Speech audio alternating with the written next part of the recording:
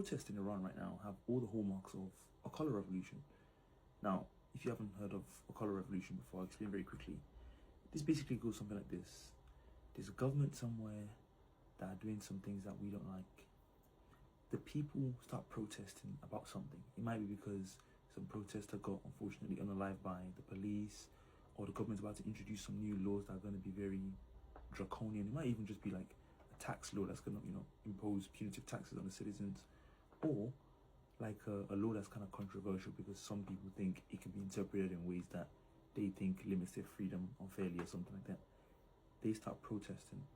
Now, because those governments are out of favor with the West and we want to overthrow them, we start to support those protests. And initially, they are protests. The people are genuinely mad about it.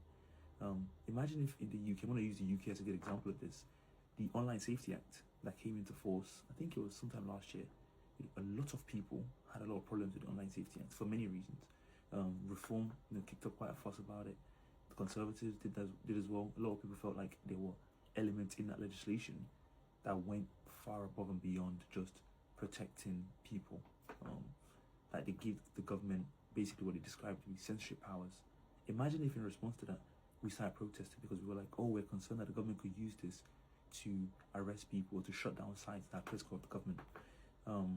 The next thing you know, it's like it kept on going. But the US also wanted to overthrow our government. So then they start funding the protests. So they start paying people that, professionally to organize people and try to get people to continue to come out into the streets. And that protest starts to grow and grow and grow.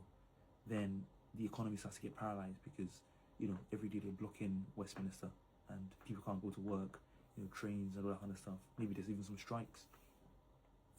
Next thing you know, the next stage of that is to get more violent. So next thing you know, imagine if people started attacking St. Paul's Cathedral, they started trying to desecrate, like, Trafalgar Square has all those statues. They start to remove the blocks from the ground in Trafalgar Square. They start to throw, smoke grenades into the national, what's the thing for Trafalgar Square? Is it the art gallery? They started to throw smoke grenades in there. Of course, the police are going to get more aggressive with these people because they're starting to be violent and vandalize stuff.